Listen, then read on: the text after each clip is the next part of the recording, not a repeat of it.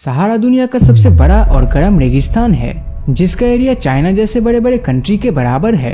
मतलब एक रेगिस्तान में चाइना जैसा कंट्री फिट बैठ सकता है। तो इतने बड़े रेगिस्तान का एवरेज टेम्परेचर हमेशा 50 डिग्री सेल्सियस के ऊपर रहने के बावजूद यहाँ 20 ऐसे वाटर लेक्स है जिसमें हमेशा पानी रहता है।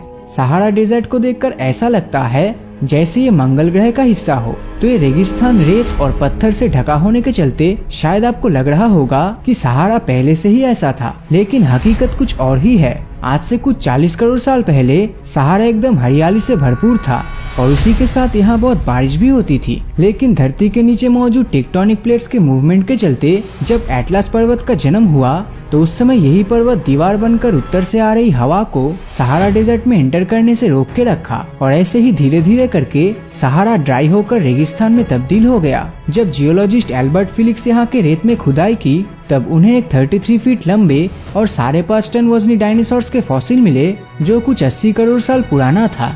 ये डायनासोर्स मैंसोरोसॉरस यानी कि शाकाहारी था।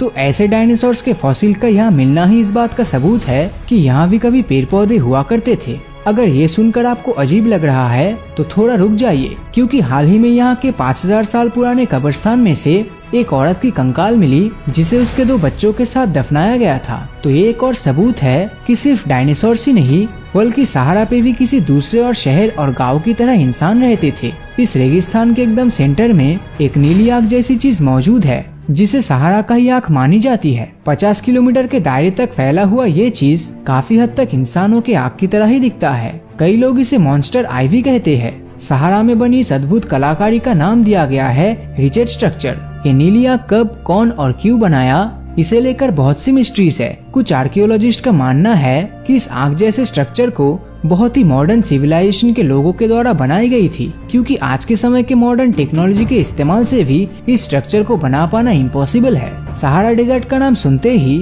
हमारे दिमाग में रेत से भरी रेगिस्तान की तस्वीर ही सामने आती है, मगर यहाँ एक छोटा सा हिस्सा ऐसा भी है जहाँ साल 2016 में जोरदार रेनफॉल हुआ था। ये जगह एनसीफ्रा के नाम से जानी जाती है जो कि अल्जीरिया में स्थित है। अगर आप इन तस्वीरों को देखेंगे तो लाल रेत के ऊपर बर्फ के चादर बहुत ही खूबसूरत और रेयर दिखते हैं। लगातार बरसते बर्फ की वजह से उस समय इस इलाके में 16 इंच तक मोटे लेयर्स के बर्फ जम गए थे, जो शायद आप में से बहुत ही कम लोग जानते हैं। साइंटिस्ट के मुताबिक दुनिया का सबसे बड़ा और गर्म रेगिस्तान सहारा हर 41,000 साल बाद हरियाली से भरी घास के मैदान और जंगलों में बदल जाती है। और तो और हम में से ज्यादातर लोगों के पास सिर्फ यही जानकारी है कि सहारा सिर्फ एक ही देश के अंदर मौजूद है, मगर 92 लाख स्क्वायर किलोमीटर के एरिया में फैला हुआ सहारा डेजर्ट कुल 11 देशों के ऊपर से गुजरा है। सहारा रेगिस्तान का जो एरिया है वो हमेशा चेंज होता रहता है, जो कि अपने आप में ही एक मिस्ट्री है।